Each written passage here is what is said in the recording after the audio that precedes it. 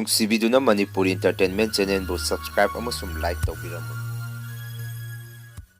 Channel ꯑꯁꯤꯒꯤ ꯃꯥꯏꯀꯩꯗꯒꯤ ꯃꯌꯥꯝꯕꯨ ꯇꯔꯥꯝꯅ ꯑꯣꯛꯆꯔꯤ꯫ ꯃꯥꯏꯕ ꯈꯦꯂꯦꯟ 13 ꯁꯨꯕ ꯇꯥꯡꯀꯛ ꯃꯌꯥꯝꯗ ꯈꯨꯗꯣꯜ ꯇꯝꯖꯒꯦ꯫ ꯋꯥꯔꯤ ꯑꯁꯤꯕꯨ ꯂꯥꯟꯊꯣꯛꯆꯈꯤꯕ ꯃꯇꯝꯗ ꯁꯣꯏꯈꯤ ꯂꯥꯟꯈꯤꯕ ꯌꯥꯎꯔꯕꯁꯨ ꯃꯌꯥꯝꯗ ꯉꯥꯛꯄꯤꯅꯕ ꯍꯥꯏꯖꯔꯤ꯫ ꯐꯔꯦ ꯑꯗꯨꯗꯤ ꯃꯌꯥꯝ ꯋꯥꯔꯤ ꯑꯁꯤ ꯍꯧꯅꯕ ꯇꯧꯖꯔꯒꯦ꯫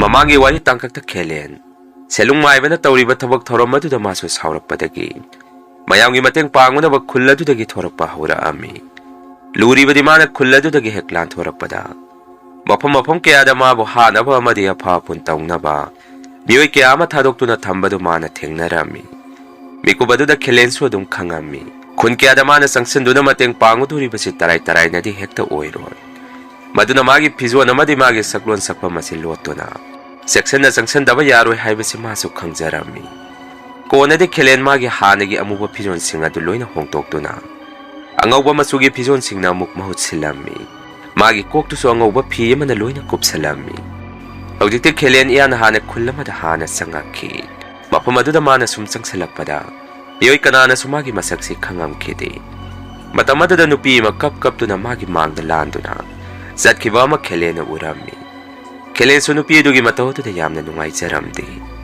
ꯅꯨꯄꯤ ꯑꯗꯨꯁꯨ ꯃꯌꯨꯝꯗ ꯍꯦꯛ ꯌꯧꯕꯒ ꯆꯥꯅꯕ ꯈꯔ ꯃꯥꯒꯤ ꯈꯥꯎꯗꯒꯤ ꯄꯨꯊꯣꯔꯛꯈꯤ꯫ ꯑꯗꯨꯒ ꯐꯃꯨꯡꯗ ꯇꯨꯝꯗꯨꯅ ꯂꯩꯔꯤꯕ ꯄꯤꯛꯂꯤꯕ ꯃꯆꯥꯅꯨꯄꯥ ꯑꯃꯗ ꯆꯥꯅꯕꯗꯨ ꯏꯟꯕꯤꯅꯕ ꯀꯟꯅ ꯍꯣꯠꯅꯔꯝꯃꯤ꯫ ꯑꯉꯥꯡ ꯑꯗꯨꯁꯨ ꯂꯥꯏꯑꯣꯡ ꯈꯪꯗꯕ ꯑꯀꯟꯕ ꯂꯩꯅꯥ ꯑꯃꯅ ꯅꯥꯔꯝꯃꯤ꯫ ꯃꯃꯥꯅ ꯏꯜꯂꯤꯕ ꯆꯥꯅꯕꯗꯨ ꯑꯉꯥꯡ ꯑꯗꯨꯅ ꯆꯥꯕ ꯐꯥꯎ ꯉꯝꯃꯝꯈꯤꯗꯦ꯫ ꯃꯃꯤꯠ ꯑꯅꯤꯗꯨ ꯎꯏꯔꯤ ꯑꯉꯥꯡ ꯑꯗꯨ ꯁꯤꯒꯗꯕ ꯃꯤꯀꯨꯞ ꯈꯖꯤꯛꯇ ꯉꯥꯏꯁꯜꯂꯛꯏ꯫ ꯑꯉꯥꯡꯗꯨꯒꯤ ꯃꯃꯥꯗꯨꯅꯁꯨ ꯃꯆꯥꯒꯤ ꯃꯇꯧ ꯑꯗꯨꯗ ꯃꯊꯃꯣꯏ ꯁꯣꯛꯅ ꯀꯞꯄꯝꯃꯤ꯫ ꯃꯤꯀꯨꯞ ꯑꯗꯨꯗ ꯃꯈꯣꯏꯒꯤ ꯌꯨꯝꯒꯤ ꯊꯣꯡ ꯑꯗꯨ ꯃꯄꯥꯟꯗꯒꯤ ꯃꯤꯑꯣꯏ ꯑꯃꯅ ꯀꯣꯛ ꯊꯤꯜꯂꯛꯈꯤ꯫ ꯅꯨꯄꯤꯗꯨꯅꯁꯨ ꯀꯞꯅ ꯊꯣꯡ ꯑꯗꯨ ꯍꯥꯡꯇꯣꯛꯄ ꯊꯣꯛꯈꯤ꯫ ꯃꯥꯅ ꯊꯣꯡ ꯑꯗꯨ ꯍꯥꯡꯇꯣꯛꯎꯕ ꯃꯇꯝꯗꯗꯤ ꯃꯄꯥꯟꯗ ꯂꯦꯞꯄꯝꯃꯤꯕ ꯃꯤꯑꯣꯏ ꯑꯗꯨꯗꯤ ꯈꯦꯂꯦꯟ ꯑꯣꯏꯔꯝꯃꯤ꯫ ꯈꯦꯂꯦꯟꯅꯁꯨ ꯅꯨꯄꯤ ꯑꯗꯨꯗ ꯁꯨꯝꯅ ꯍꯥꯏꯔꯝꯃꯤ, "ꯑꯩ ꯑꯃꯨꯛꯇ ꯆꯪꯖꯔꯛꯄ ꯌꯥꯒꯗ꯭ꯔꯥ?" ꯍꯥꯏꯔꯝꯃꯤ꯫ ꯅꯨꯄꯤ ꯑꯗꯨꯅ ꯑꯃꯨꯛ, "ꯅꯪ ꯀꯅꯥꯅꯣ? ꯀꯔꯤꯒꯤꯗꯃꯛꯇ ꯑꯩꯒꯤ ꯌꯨꯝ ꯃꯅꯨꯡꯗ ꯅꯪꯅ ꯆꯪꯕ ꯄꯥꯝꯂꯤꯕꯅꯣ? ꯃꯔꯝ ꯂꯩꯇ꯭ꯔꯕꯗꯤ ꯑꯩꯒꯤ ꯌꯨꯝ ꯃꯅꯨꯡꯁꯤꯗ ꯅꯪ ꯆꯪꯕ ꯌꯥꯔꯣꯏ" ꯍꯥꯏꯔꯝꯃꯤ꯫ ꯈꯦꯂꯦꯟꯅ ꯑꯃꯨꯛ, "ꯑꯩꯉꯣꯟꯗ ꯆꯤꯡꯅꯕ ꯄꯣꯛꯀꯅꯨ. ꯃꯐꯝ ꯑꯁꯤꯗ ꯑꯩꯅ ꯂꯥꯛꯏꯕꯁꯤ ꯅꯪꯒꯤ ꯃꯇꯦꯡ ꯄꯥꯡꯒꯦ ꯂꯥꯛꯄꯅꯤ. ꯑꯩ ꯃꯅꯨꯡꯗ ꯑꯃꯨꯛꯇ ꯆꯪꯖꯔꯛꯀꯦ" ꯍꯥꯏꯔꯝꯃꯤ꯫ ꯅꯨꯄꯤ ꯑꯗꯨꯅ ꯑꯃꯨꯛ ꯁꯨꯝꯅ ꯈꯨꯝꯃꯛꯏ, "ꯑꯩꯅ ꯍꯦꯛ ꯎꯕꯗ ꯅꯪꯁꯦ ꯏꯆꯝ ꯆꯝꯕ ꯃꯤꯗꯤ ꯃꯥꯟꯗꯦ. ꯑꯗꯣꯝꯁꯦ ꯃꯥꯏꯕꯔꯥ ꯅꯠꯇ꯭ꯔꯒ ꯑꯆꯧꯕ ꯁꯥꯒꯩ ꯑꯃꯒꯤ ꯃꯤꯑꯣꯏꯔꯥ?" ꯍꯪꯉꯝꯃꯤ꯫ ꯈꯦꯂꯦꯟ ꯑꯃꯨꯛ ꯁꯨꯝꯅ ꯈꯨꯝꯃꯤ, "ꯑꯩ ꯏꯆꯝ ꯆꯝꯕ ꯃꯤꯑꯣꯏ ꯑꯃꯅꯤ. ꯃꯗꯨꯅꯕꯨ ꯅꯪꯒꯤ ꯃꯇꯦꯡ ꯄꯥꯡꯕ ꯂꯥꯛꯏꯕꯅꯤ. ꯅꯪ ꯄꯥꯈꯠꯀꯅꯨ. ꯍꯧꯖꯤꯛ ꯁꯤꯒꯗꯕ ꯄꯨꯡꯐꯝ ꯈꯖꯤꯛꯇ ꯉꯥꯏꯔꯕ ꯅꯪꯒꯤ ꯅꯨꯡꯁꯤꯖꯔꯕ ꯅꯆꯥꯅꯨꯄꯥ ꯑꯁꯤꯒꯤ ꯃꯅꯥꯛꯇ ꯑꯩ ꯑꯃꯨꯛꯇ ꯆꯪꯉꯛꯀꯦ. ꯃꯇꯝ ꯂꯩꯇ꯭ꯔꯦ" ꯍꯥꯏꯔꯝꯃꯤ꯫ ꯑꯗꯨꯝꯅ ꯈꯦꯂꯦꯟꯅ ꯋꯥꯐꯝ ꯑꯗꯨ ꯍꯦꯛ ꯍꯥꯏꯔꯛꯄꯗꯒꯤ ꯅꯨꯄꯤ ꯑꯗꯨꯁꯨ ꯃꯁꯥꯗ ꯀꯔꯤꯒꯨꯝꯕ ꯈꯔ ꯆꯤꯡꯅꯔꯝꯃꯤ꯫ ꯃꯥꯒꯤ ꯃꯥꯡꯗ ꯂꯦꯞꯄꯤꯕ ꯃꯤꯑꯣꯏ ꯑꯁꯤ ꯏꯆꯝ ꯆꯝꯕ ꯃꯤꯑꯣꯏ ꯑꯃꯗꯤ ꯃꯥꯟꯗꯦ ꯍꯥꯏꯕꯁꯤ꯫ ꯃꯗꯨꯅ ꯈꯦꯂꯦꯟꯕꯨ ꯌꯨꯝ ꯃꯅꯨꯡ ꯑꯗꯨꯗ ꯀꯧꯁꯜꯂꯝꯃꯤ꯫ ꯈꯦꯂꯦꯟꯁꯨ ꯌꯨꯝ ꯃꯅꯨꯡ ꯑꯗꯨꯗ ꯆꯪꯉꯛꯇꯨꯅ ꯒ꯭ꯌꯥꯟ ꯇꯥꯗꯅ ꯐꯃꯨꯡꯗ ꯇꯨꯝꯗꯨꯅ ꯂꯩꯔꯤꯕ ꯑꯉꯥꯡ ꯑꯗꯨꯒꯤ ꯃꯅꯥꯛꯇ ꯄ꯭ꯔꯞ ꯆꯪꯁꯤꯜꯂꯝꯃꯤ꯫ ꯑꯗꯨꯒ ꯑꯉꯥꯡ ꯑꯗꯨꯒꯤ ꯃꯔꯥꯏꯕꯛꯇ ꯃꯈꯨꯠꯅ ꯊꯝꯗꯨꯅ ꯀꯔꯤꯒꯨꯝꯕ ꯈꯔ ꯌꯦꯡꯉꯝꯃꯤ꯫ ꯃꯗꯨꯗ ꯈꯦꯂꯦꯟꯅ ꯈꯪꯕ ꯉꯝꯈꯤ, ꯑꯉꯥꯡ ꯑꯁꯤ ꯆꯥꯅꯤꯡꯉꯥꯏ ꯂꯩꯔꯛꯇꯕꯗꯒꯤ ꯑꯆꯧꯕ ꯁꯥꯒꯩꯁꯤꯡꯗ ꯁꯦꯝꯖꯤꯜꯂꯛꯄ ꯃꯍꯩ ꯄꯣꯠꯁꯦꯝ ꯌꯥꯎꯔꯕ ꯁꯦꯝ ꯍꯩꯔꯥ ꯈꯔ ꯑꯉꯥꯡ ꯑꯁꯤꯅ ꯈꯨꯟꯗꯨꯅ ꯆꯥꯔꯨꯔꯦ꯫ ꯃꯗꯨꯗꯒꯤ ꯑꯣꯏꯔꯛꯈꯤꯕꯅꯤ ꯍꯥꯏꯕꯁꯤ ꯈꯦꯂꯦꯟꯅ ꯈꯪꯉꯝꯃꯤ꯫ ꯉꯥꯏꯍꯥꯛꯀꯤ ꯃꯇꯨꯡꯗꯗꯤ ꯈꯦꯂꯦꯟꯅ ꯃꯥꯒꯤ ꯈꯥꯎ ꯃꯅꯨꯡ ꯑꯃꯗꯒꯤ ꯃꯥꯅ ꯆꯥꯅꯕ ꯍꯦꯛꯂꯛꯄ ꯁꯦꯝ ꯑꯁꯪꯕ ꯑꯃ ꯄꯨꯊꯣꯔꯛꯈꯤ꯫ ꯃꯗꯨꯒꯤ ꯁꯦꯝ ꯑꯗꯨ ꯃꯆꯤꯟꯗ ꯀꯔꯤꯒꯨꯝꯕ ꯋꯥꯍꯩ ꯋꯥꯇꯥ ꯃꯔꯨꯡ ꯁꯣꯜꯂꯒ ꯑꯉꯥꯡ ꯑꯗꯨꯒꯤ ꯃꯆꯤꯟꯕꯥꯟ ꯃꯌꯥꯗ ꯁꯦꯝ ꯑꯗꯨ ꯊꯥꯡꯖꯜꯂꯝꯃꯤ꯫ ꯃꯇꯝ ꯑꯗꯨꯗ ꯑꯉꯛꯄꯅꯤ, ꯄꯤꯛꯂꯕ ꯀꯥ ꯑꯗꯨꯗ ꯃꯨꯁꯤ ꯊꯥꯜꯂꯤꯕ ꯃꯩꯔꯤꯁꯤꯡ ꯑꯗꯨ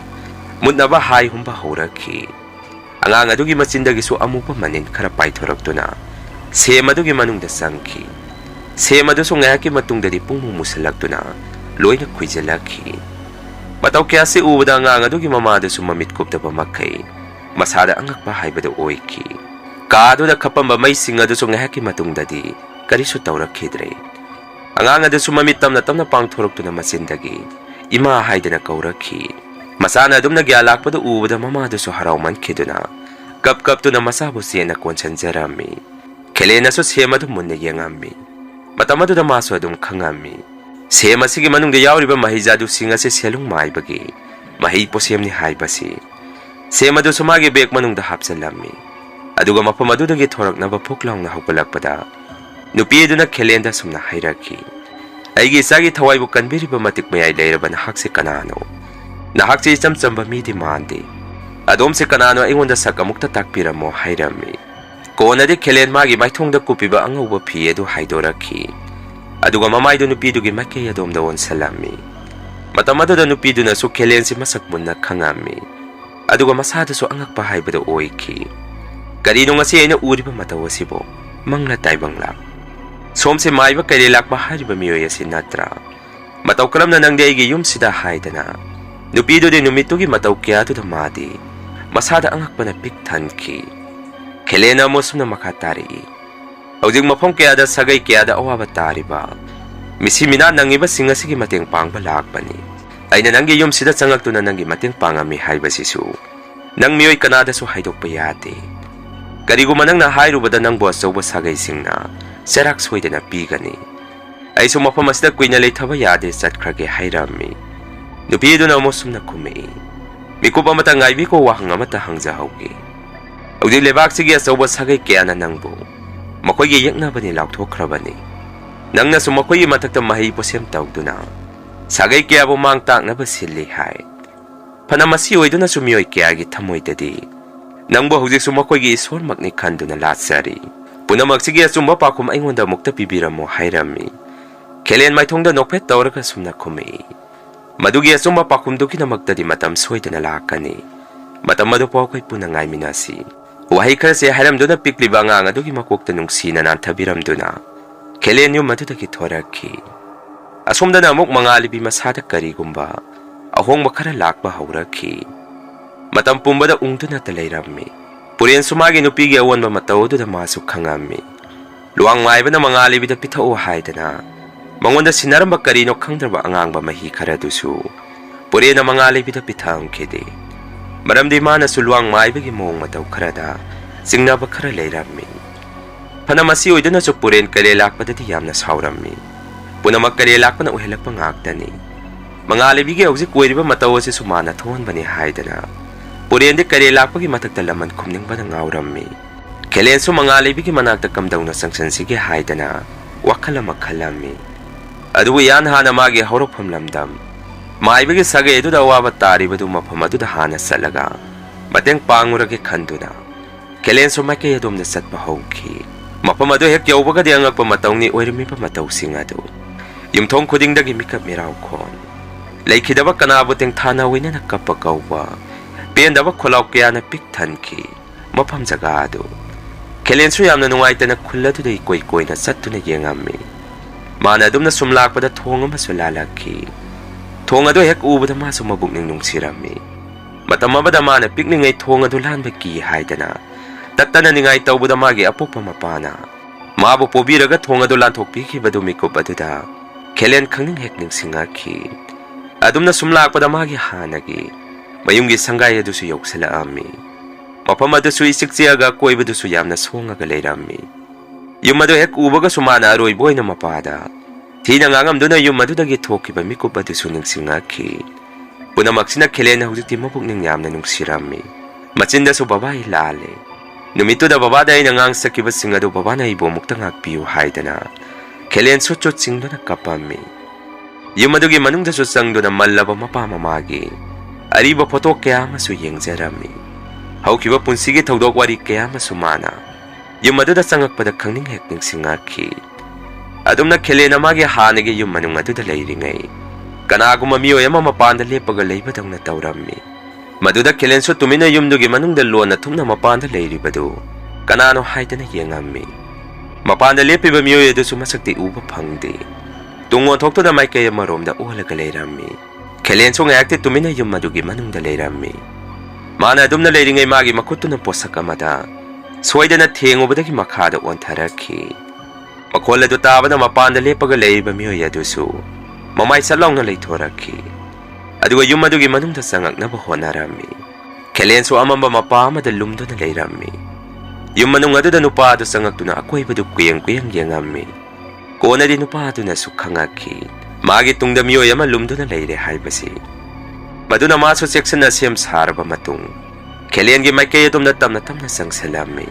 Kelen sumana layri basi kangkre kando na. Mapamadu da gitam na toraki. Aduga magi mamay da kumiba may kumado hang tuami. Kelen ek ubada nupado di masada sway lauki. Aduga masindagi nang di sikra ba miyo yamani. Matau karamna mafam asida haidana masada kimankiduna mapanda senthokige tawrammi. Matam aduda Kelena sumna hairami. Inaw Poreton neyamba asangba miyoy amani. Ay sidri. Asiba misaksu nati nang kiganu hairami. Tasingmadi yung maduda sangiba nupado puren kidi manaw nupa thokpani. Puren gi mapagi mayambagi masani. Poreton na hairibasi. Kelena adum na hek hairakpadagi Poreton su puren gi makay adumda. Munna yengdo na prap sando na Kelenda set na konsalami. Aduga kapto na sumna hairami. Dada nang nahan kay karayda layrugi. Kato na nang bukaya daw na ngayzaramba. Puna magdadadi kangamoy. Dada na yung masdagi mapamarang kang dadamaki ba numid adudagi. Kato ang chusag tawa matayada na yam na wana nang buhalak pangayki. Matawado da ako'y suyeng pangamkidi. Kung na di kato ang dadagi wakan dalay na away na. Aroy bamikup oyki. Dada nang nahan kay karay dalay ruki hangami. Kelena mo sum na kumei. Yengway na Poreton. Nayamasin nung siba magimapam da irak na rure. Magi kalaba irayado na siyendo na nayamagi punsisi. Mapamarang kangudre. Matamamada nayama sumapamasita halaami. Adubuay na yung masita halak pa matamdadi. Babadi aroy bamikuptaando na ako'y mayamot hadok na set kilayrami. Punamag nayamba igi hagkagtagi ni baba na lay kidribado. Mikupto da iso kanago mamisa amadalaman kumning pa nangawra ba. Ay wakalola sina igi hawki ba punsiwari pumba. Loy na kauktuwa ba matong kaililak pa haydo na saglola malawki. Tabag thoram aduna soibo pelhan bang amangkide. Punamay na tangjaluba kong tangpumba. Aswebagi masak ngakta oiraki. Amamba sangsara mga pawpong na bayaba tonggi purol aniya masu ay nahangtoki. Mapamadudagi ay na toydok hendok mahizado sakti kaya may nalawki. Kung na di amang mataymang paladugay gasam na rubadagi. Ay gipungning wakal pumba hingsay ay tamba magi. Saklo lawraki. Tawdok kaya asdagi ay giyak na ba masingyang kalaki. Ay natamzaruwa patraba mahibidyasing na sida. Miyoy karana sumatok tamba pamnaraki. Punamagsidagi auziti kun kaya leba kaya da uha bataragle. Hauki basway na ni loisan basway na loisan ka ni kanduna. Auziti miyang imateng pangba ay naturak pa ni. Masinin niya magi haukra basway kraba punsi wari haidana. Poreton da wari tamami. Poreton so kelen gawa pa madutabada. Masada pungak-ngaki. Adugasum na kumei. Karino dadanang na haid ba wapam singa sibo. Madubo ay tokpa yabra ne. Hauji lebak kaya da yek na ba ni lauktok raba kaya lak pa haid ba miyo yasi. Dadanang wairam laba. Pare po na makhaukra sa nung. Ado dada haujiti dadana tawki ba tawag tarom singa do. Amok hantok pa yato riba natro. Maduway raga di haujik maibagi sagay sida awa batari ba. Ama di lebak kaya gis tawar ba sagay singda awa batari ba si. Miku bastagi dadana po kokohan biro. Amok anaw ba punsi kong tang ama dadada ako'y punasan minara si haidana. Mayamba Kelenda Poreton na hairami. Poreton yung wapamaduda Kelena mo sumna pa kumpiri. Yengo Poreton po na mag-ay na ni haiba wahaya sida. Mayang giwakan da so uwe di ba tawdok po ba ay na ni laukre. Tas yung madi hausip do lebak kaya da uwa batari ba si. Nayambay na atam na natawki ba dinati. Adong minung sila'y tawag torom do din nayambay na tawag ba balayti. Ay na haning iba wapam din nayambay na tawki ba. Apat tawag torom maduk kanago mamiyo yaman hamo. Matawag do na lebak kaya da uwa batahan do na layre haiba ni. Masida na ako'y na di ay tawag torom ngakta ni kalibado matuwaraan ba tabag ni hairami. Poreton na mo sum na makatari. Adu di dadana haning iba si Karino. Uji awa batari pa pumba dadata gi haurok iba ngakta ni Suhay. Adu ga muka su puna magsi dadana na tiya mo kaibiri. Nanaw gyan tabang amdre tas yung na husi prajami hamda. Awa ba piri ba miyo isi kanano. Misado nanaw da mayak siyang natakpiyo. Nanaw su kang mapamjay hairami. Kelena mo sum na pakumpiri. Lebak sida awa ba piri ba siya mana asang ba miyo ni. Ama na sikra ba tawaya manani. Asang ba miyo sina may ba siya lungkawi. Sikra ba taway mirela do na matamamada. Ning tawa magilanbong may kay tak na ba layram ba patra ba. May ba magitaway mireyan ni. Tasiyang mo di patra ba taway mirela do ay nakulayway na si Jinaramba ni. Maabusway na ama mataybang pansang sara do dagi kauktuklo ba ni. Hawdik ti taway mirela do may ba silong hari ba miyo sige. Magi makadalay kare. Mataw kiyas tagi silong may ba na taway mirela do. Ay na mamang na taw kiba tawag tawra matawa sap mana na. Lebak kaya da awa ba piba hurak kiba ni. Pare po na magsay na loy salang ba ni taw ba dabo. Ihana ay gipong na pamlamdam. Ay gisagay sidi ay nahanag kalamagi. Tawag tawra mas da ay inaaway riba Poreton nang namating pang. Nayamba ay gihayrami. Poretonso Kelen gi wafam atuda sumna khumi. Dada hujikti dada na pangthoke khaliba thabak thoram pumba ai su bhap loina tare. Punamai na mateng pangani hairakhi. Asumna hujikti Kelen magi mahi jadu du sizinaduna sagai aduda selung maibana tharakhiba kallaba mahi posem singadu Kelen loina lokthok pirami. Matau kiasta maibige sagagi masimanau singaduna su Kelen boso ki matik thagat pa phongdok pirami. Mafam aduda ma boso hanagum nuksi sanana leiminarasi. Nangsu chatkranu hairami. Matam aduda Kelen masimanau sagagi mioi singaduda somna hairami.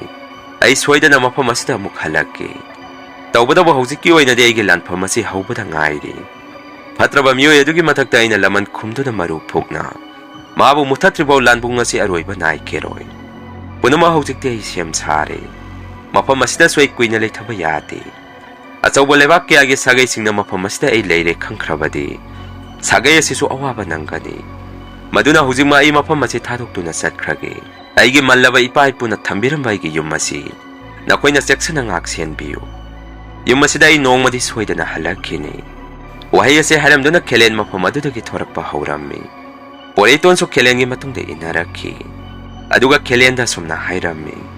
Dada iso dada ki tung ilaki. Aina dada dagi tanggodaba khangaugadaba. Thabak thorom kya masu leiri. Madugi mahai vidya singado aina mioi kanagi mafamdagi su aina tamba pamde. Dada dagi natana aduna ai dada ki tung injarake hairammi. Poreiton gi wafam aduda Kelen asumna pakum pirei. Nungsirabai gi nau Poreiton. Dayamana hujik khang hairiba mahai asidi pap ki masakni. Masi mioi kanada su khanganba pamde. Matam amadana akhoi soigi mahi vidya singa sida igumna awaba nanglakani. Malema sida akhoi gi sangjapam pothapam leirakloi. Punamak se aina thabak thoram adu mapung phana loisillamaba matung. Aigi isada yaujariba atei atopa singdagi tongalaba mahi jadu singa siga loinana aidi mafam amada chatkrani. Mioiba mayamgi maraktagi aigi khungul asi muthal amani. Wafam ase Kelen Poreitonda hairammi. Poreiton amuk dada aina dadadagi tanggodaba thabak thoramdi dadagi mahi jadu singadu natte. Dadagi punsiron punsigi asengba saktam aduni aina tamba pamlibadi. Aisu khangi ngasi dadana hairuriba mahi singaduna ningba mata thungande amangba natana haibasi. Aigi wakalonda sumadu pumba aina khang hairuba tamsalubagi kanaba leiroi haibasi ai khangi. Dada masi matadi yabiyo ai dadagi tung inazarake hairammi. Poreiton gi matawdu da Kelen su nungairaktabadagi Pare pare madu oirabadi lao lebak kiyada awaba tariba pumba isilina uksangda kallurasi haidana machin manau mafam atudagi thongminarakhi. Asomdana mangalibi machinda karino khangdaba wahi wata soiron oi kai oi ngangba sakpa hora ami. Mafam asida ai leningdre ai chatlage. Maiba mana aingonda pirama posakadu aingonda pithaktriba karigino. Ai thake haidana mangalibi purenda saptra maka loinana poche langkai thugaiba hora ami. Matau kiasda puren su kari tawkadabano khangamkhede. Mateng lokpham su leiramde. Lebak kiyagi maiba singsu yum atuda lakpihu yaramkhede. Maramdi mamangda yum atuda selung maibana sangkhibadagi maiba singna sagai aduda awaba tarakpada amukhana sangdaba haidana maiba mayam sina waripnakhi. Amaromdana hujikti amuk maibagi sagai kya amasu punsi mangba taba kya ama yauribani. Selung maibagi posem singaduda maduna sagai aduda Zangbiraknaba mioi amata leiramkhede. Matau kiyasida puren su mathamoida awaba polum amaga masi amada tumina ungduna phamaga leirammi. Karino ngasi aingonda tariba dasasibo aina kanada lankhibagi no isora sina aingonda asukakpa charakama phanganbiribasibo khanduna masu thawai yamna nungaijaramde. Mana adumna leiringai luang maibasu yum aduda gonggong changselakhi. Purena su luang maibagi matawtuda munna yengammi. Luang maibana su purenda munna yengakhi. Aduga sumna hairammi. Nupi masa adudi karaida leikre. Ayumukta unagi hairakhi. Ngayakti puren su tumina lei. Aduga tamna sumna khummi. Mamang thangba kasda ina thonglo silaga thamibani. Ngayang bikhoi ga punna sangminasi. Aujik ma mawung amada leikre. Tu makhol asi tarangwani kamanu ngasida leiba pot seising. Mana langkai thugaibagi makhoni. Aiga sangsi hairammi. Puren gi wafam aduda luang maibana amuk sarop tawraka sumna khummi. Kaidawbagi nangdi kasda thonglo silaga thamlibano. Nangonda tawkhiba phangkhiba awaba sena khol aduga maduga manana mangonda su sap manana phangalibra hairakhi. Luang maibagi wafam aduda puren su phimlaungna saugalakhi. Karinoi puluang ꯏꯄꯨꯂꯨꯋꯥꯡꯅ ꯍꯥꯏꯕꯤꯔꯤꯕ ꯋꯥꯐꯝꯗꯨꯕꯨ ꯐꯔꯁꯨ ꯐꯠꯇ꯭ꯔꯁꯨ ꯀꯥ ꯃꯅꯨꯡ ꯑꯁꯤꯗ ꯂꯩꯔꯤꯕ ꯃꯍꯥꯛꯁꯦ ꯑꯩꯒꯤꯗꯤ ꯂꯣꯏꯅꯕꯤꯅꯤ ꯃꯐꯝ ꯃꯇꯝꯅ ꯌꯥꯔꯛꯇꯕꯗꯒꯤ ꯊꯕꯛ ꯑꯁꯤ ꯑꯩꯅ ꯇꯧꯈꯤꯕꯅꯤ ꯑꯗꯨꯒ ꯑꯩꯒꯤꯁꯨ ꯍꯛ ꯌꯥꯝꯅ ꯆꯥꯎꯅ ꯂꯩ ꯃꯥꯕꯨ ꯀꯥ ꯃꯅꯨꯡ ꯑꯁꯤꯗ ꯁꯣ ꯂꯣꯟꯁꯟꯗꯨꯅ ꯊꯝꯒꯦꯔꯥ ꯅꯠꯇ꯭ꯔꯒ ꯌꯨꯝ ꯑꯁꯤꯗꯒꯤ ꯇꯥꯟꯊꯣꯛꯀꯦꯔꯥ ꯏꯄꯨꯂꯨꯋꯥꯡ ꯋꯥꯐꯝ ꯑꯁꯥꯏꯗ ꯇꯦꯟꯁꯟꯁꯤ ꯑꯩꯁꯦ ꯃꯥꯒꯤ ꯃꯄꯨꯔꯣꯏꯕꯅꯤ ꯍꯥꯏꯕꯁꯤꯃꯗꯤ ꯏꯄꯨꯂꯨꯋꯥꯡꯅ ꯀꯥꯎꯗꯕ ꯐꯩ ꯍꯥꯏꯔꯝꯃꯤ ꯄꯨꯔꯦꯟꯒꯤ ꯋꯥꯐꯝ ꯑꯗꯨꯗ ꯂꯨꯋꯥꯡ ꯃꯥꯏꯕꯗꯤ ꯃꯃꯤꯠ ꯃꯃꯥꯏ ꯉꯔꯪ ꯉꯔꯪ ꯉꯪꯕ ꯍꯧꯔꯛꯈꯤ ꯀꯣꯟꯅꯗꯤ ꯅꯣꯛꯐꯦꯠ ꯇꯧꯔꯒ ꯄꯨꯔꯦꯟꯗ ꯃꯨꯟꯅ ꯌꯦꯡꯗꯨꯅ ꯊꯣꯡ ꯑꯁꯦ ꯍꯥꯡꯇꯣꯛꯎ ꯍꯥꯏꯔꯛꯈꯤ ꯄꯨꯔꯦꯟꯁꯨ ꯂꯨꯋꯥꯡ ꯃꯥꯏꯕꯒꯤ ꯃꯇꯧ ꯑꯗꯨꯗ ꯃꯁꯥꯗ ꯆꯤꯡꯅꯕ ꯑꯃꯒ ꯂꯣꯏꯅꯅ ꯊꯣꯡ ꯑꯗꯨ ꯃꯕꯥꯅꯤ ꯄꯨꯟꯅ ꯍꯥꯡꯇꯣꯛꯃꯤꯟꯅꯔꯝꯃꯤ ꯃꯇꯝ ꯑꯗꯨꯗ ꯑꯉꯛꯄꯅꯤ ꯃꯉꯥꯂꯩꯕꯤꯗꯤ ꯍꯥꯟꯅꯗꯒꯤ ꯀꯥ ꯃꯅꯨꯡ ꯑꯗꯨꯗ ꯃꯁꯥꯗ ꯁꯦꯝ ꯁꯥꯗꯨꯅ ꯄꯨꯔꯦꯟ ꯇꯝꯅ ꯀꯟꯅ ꯆꯣꯡꯁꯤꯜꯂꯛꯑꯝꯃꯤ ꯑꯗꯨꯒ ꯄꯨꯔꯦꯟꯒꯤ ꯃꯉꯛꯁꯝ ꯑꯗꯨ ꯀꯟꯅ ꯃꯦꯠꯄ ꯍꯧꯔꯛꯈꯤ ꯅꯪ ꯑꯩꯒꯤ ꯅꯨꯄꯥ ꯅꯠꯇꯦ ꯍꯧꯖꯤꯛꯃꯛ ꯑꯩꯅ ꯅꯪꯕꯨ ꯍꯥꯠꯄ ꯉꯝꯃꯤ ꯍꯥꯏꯗꯅ ꯑꯀꯤꯕ ꯃꯑꯣꯡ ꯃꯇꯧ ꯑꯃꯗ ꯄꯨꯔꯦꯟꯒꯤ ꯃꯈꯧꯔꯤ ꯆꯔꯝ ꯑꯗꯨ ꯆꯦꯠ ꯆꯦꯠ ꯂꯥꯛꯅ ꯃꯉꯥꯂꯩꯕꯤꯅ ꯃꯦꯠꯁꯤꯜꯂꯛꯈꯤ ꯑꯗꯨꯝꯅ ꯇꯧꯔꯛꯄꯗꯒꯤ ꯄꯨꯔꯦꯟꯁꯨ ꯁꯣꯔ ꯍꯣꯟꯕ ꯉꯝꯃꯛꯇꯕꯗꯒꯤ ꯃꯁꯥꯗꯣ ꯒ꯭ꯌꯥꯟ ꯃꯥꯡꯕ ꯍꯧꯔꯛꯂꯝꯃꯤ ꯃꯇꯧ ꯀꯌꯥꯁꯤꯗ ꯂꯨꯋꯥꯡ ꯃꯥꯏꯕꯗꯤ ꯇꯨꯃꯤꯟꯅ ꯅꯣꯛꯇꯨꯅ ꯂꯦꯞꯄꯒ ꯌꯦꯡꯉꯒ ꯂꯩꯔꯝꯃꯤ ꯀꯣꯟꯅꯗꯤ ꯃꯥꯒꯤ ꯕꯦꯛ ꯃꯅꯨꯡꯗꯒꯤ ꯑꯉꯥꯡꯕ ꯃꯍꯤ ꯑꯃ ꯄꯨꯊꯣꯔꯛꯇꯨꯅ ꯃꯉꯥꯂꯩꯕꯤꯗ ꯎꯠꯂꯝꯃꯤ ꯃꯉꯥꯂꯩꯕꯤꯁꯨ ꯄꯣꯠꯁꯛ ꯑꯗꯨ ꯎꯕꯗ ꯄꯨꯔꯦꯟꯒꯤ ꯃꯉꯛꯁꯝꯗ ꯀꯟꯅ ꯆꯞꯄꯝꯕꯗꯨ ꯊꯥꯗꯣꯛꯑꯝꯗꯨꯅ ꯂꯨꯋꯥꯡ ꯃꯥꯏꯕꯒꯤ ꯃꯅꯥꯛꯇ ꯆꯦꯟꯁꯤꯟꯈꯤ ꯑꯗꯨꯒ ꯄꯥꯇ꯭ꯔ ꯑꯃꯒꯤ ꯃꯅꯨꯡꯗ ꯌꯥꯎꯔꯤꯕ ꯏꯒꯨꯝꯂꯕ ꯑꯁꯪꯕ ꯃꯍꯤꯁꯤꯡ ꯑꯗꯨ ꯃꯁꯥꯗ ꯌꯥꯝꯅ ꯑꯔꯥꯝ ꯈꯧꯔꯥꯡꯕ ꯑꯃꯒꯤ ꯃꯇꯧꯒꯨꯝ ꯊꯛꯑꯝꯃꯤ ꯃꯉꯥꯂꯩꯕꯤꯒꯤ ꯃꯇꯧ ꯑꯗꯨꯗ ꯂꯨꯋꯥꯡ ꯃꯥꯏꯕꯗꯤ ꯃꯨꯟꯅ ꯌꯦꯡꯗꯨꯅ ꯅꯣꯛꯑꯒ ꯂꯩꯔꯝꯃꯤ ꯉꯥꯏꯍꯥꯛꯀꯤ ꯃꯇꯨꯡꯗꯗꯤ ꯄꯨꯔꯦꯟꯁꯨ ꯌꯥꯝꯅ ꯋꯥꯅ ꯍꯧꯒꯠꯂꯛꯈꯤ ꯑꯗꯨꯒ ꯃꯉꯥꯂꯩꯕꯤꯒꯤ ꯅꯨꯃꯤꯠꯇꯨꯗ ꯑꯣꯏꯔꯤꯕ ꯃꯇꯧ ꯑꯗꯨꯗ ꯃꯥꯁꯨ ꯃꯁꯥꯗ ꯏꯉꯛ ꯉꯛꯅ ꯌꯦꯡꯗꯨꯅ ꯂꯩꯔꯝꯃꯤ ꯂꯨꯋꯥꯡ ꯃꯥꯏꯕꯗꯁꯨ ꯄꯨꯔꯦꯟꯅ ꯑꯁꯨꯝꯅ ꯍꯥꯏꯔꯝꯃꯤ ꯀꯔꯤꯅꯣ ꯅꯪꯅ ꯃꯉꯣꯟꯗ ꯄꯤꯊꯛꯏꯕꯗꯨ ꯃꯗꯨꯒꯤ ꯑꯉꯥꯡꯕ ꯃꯍꯤꯗꯨ ꯃꯉꯣꯟꯗ ꯍꯦꯛ ꯄꯤꯊꯛꯎꯕꯒ ꯃꯥꯒꯤ ꯃꯁꯥꯗ ꯁꯥꯒꯨꯝꯂꯕ ꯇꯝꯊꯤꯔꯕ ꯁꯛꯂꯣꯜ ꯑꯃ ꯍꯦꯛꯇ ꯑꯣꯜꯂꯛꯏ ꯃꯗꯨꯅ ꯑꯩꯗꯤ ꯅꯪꯅ ꯄꯤꯔꯝꯕ ꯑꯉꯥꯡꯕ ꯃꯍꯤꯗꯨ ꯑꯩꯅ ꯃꯉꯣꯟꯗ ꯄꯤꯊꯛꯇꯦ ꯃꯐꯝ ꯑꯃꯗ ꯑꯩꯅ ꯂꯣꯏꯅ ꯍꯨꯟꯗꯣꯛꯈ꯭ꯔꯦ ꯀꯔꯤꯅꯣ ꯅꯪꯅ ꯇꯧꯔꯤꯕꯗꯨ ꯍꯪꯉꯝꯃꯤ ꯄꯨꯔꯦꯟꯒꯤ ꯋꯥꯐꯝ ꯑꯗꯨꯗ ꯂꯨꯋꯥꯡ ꯃꯥꯏꯕꯗꯤ ꯌꯥꯝꯅ ꯀꯟꯅ ꯅꯣꯛꯑꯝꯃꯤ ꯑꯗꯨꯒ ꯑꯁꯨꯝꯅ ꯈꯨꯝꯃꯛꯏ ꯅꯪ ꯈꯪꯅꯤꯡꯕ꯭ꯔꯥ ꯑꯩꯅ ꯃꯉꯣꯟꯗ ꯄꯤꯊꯛꯏꯕꯁꯤ ꯃꯁꯤ ꯂꯥꯏꯒꯤ ꯑꯣꯏꯕ ꯄꯣꯠꯁꯛ ꯑꯃꯠꯇ ꯅꯠꯇꯦ ꯁꯥ ꯉꯥꯒꯤ ꯊꯥꯖꯤꯟꯅꯨꯡꯗꯒꯤ ꯂꯧꯊꯣꯔꯛꯄ ꯑꯁꯦꯡꯕ ꯏꯅꯤ ꯑꯩꯅ ꯃꯉꯣꯟꯗ ꯄꯤꯊꯛꯏꯕꯁꯤ ꯍꯌꯦꯡ ꯐꯥꯎꯒꯤ ꯃꯅꯨꯡꯗ ꯅꯪꯒꯤ ꯅꯨꯄꯤꯒꯤ ꯑꯁꯦꯡꯕ ꯁꯛꯇꯝ ꯑꯃ ꯅꯪꯅ ꯎꯕ ꯐꯪꯒꯅꯤ ꯅꯪꯕꯨꯁꯨ ꯃꯥꯒꯤ ꯃꯆꯤꯟꯖꯥꯛ ꯑꯣꯏꯈꯤꯕꯁꯨ ꯌꯥꯏ ꯑꯩꯗꯤ ꯃꯐꯝ ꯑꯁꯤꯗ ꯃꯥꯕꯨ ꯂꯥꯌꯦꯡꯕ ꯂꯥꯛꯄ ꯅꯠꯇꯦ ꯃꯥꯒꯤ ꯃꯁꯥ ꯃꯅꯨꯡꯗ ꯌꯥꯎꯔꯤꯕ ꯇꯝꯊꯤꯔꯕ ꯄꯣꯠꯁꯛ ꯑꯁꯤ ꯁꯥꯐꯣꯡꯅꯅꯕ ꯑꯩꯗꯤ ꯃꯇꯦꯡ ꯄꯥꯡꯕ ꯂꯥꯛꯄꯅꯤ ꯍꯥꯏꯗꯅ ꯂꯨꯋꯥꯡ ꯃꯥꯏꯕ ꯑꯀꯤꯕ ꯃꯇꯧ ꯑꯃꯗ ꯄꯨꯔꯦꯟꯗ ꯃꯨꯟꯅ ꯌꯦꯡꯗꯨꯅ ꯀꯟꯅ ꯀꯟꯅ ꯅꯣꯛꯑꯝꯃꯤ ꯑꯣꯏꯔꯤꯕ ꯃꯇꯧ ꯀꯌꯥꯁꯤꯗ ꯄꯨꯔꯦꯟꯁꯨ ꯀꯔꯤ ꯇꯧꯒꯗꯕꯅꯣ ꯈꯪꯉꯝꯈꯤꯗꯦ ꯀꯔꯤꯅꯣ ꯉꯁꯤ ꯑꯩꯅ ꯑꯣꯏꯔꯤꯕ ꯃꯇꯧ ꯑꯁꯤꯕꯨ ꯃꯪꯂ ꯇꯥꯏꯕꯪꯂ ꯅꯠꯇꯦ ꯄꯨꯝꯅꯃꯛ ꯇꯥꯏꯌꯣꯟꯅꯕ ꯉꯥꯛꯇꯅꯤ ꯑꯩꯒꯤ ꯃꯥꯡꯗ ꯎꯔꯤꯕꯁꯤꯡ ꯑꯁꯤ ꯑꯩꯒꯤ ꯃꯪꯂꯥꯟ ꯉꯥꯛꯇꯅꯤ ꯍꯥꯏꯗꯅ ꯄꯨꯔꯦꯟ ꯃꯁꯥꯗ ꯌꯥꯝꯅ ꯄꯥꯈꯠꯅ ꯃꯈꯨꯠ ꯑꯅꯤꯗꯨꯅ ꯃꯁꯥ ꯃꯇꯣꯝꯗ ꯃꯃꯥꯏꯗ ꯈꯨꯄꯥꯛꯅ ꯊꯥꯖꯤꯟꯖꯔꯝꯃꯤ ꯃꯤꯀꯞ ꯊꯣꯛꯂꯣ ꯍꯥꯏꯗꯅ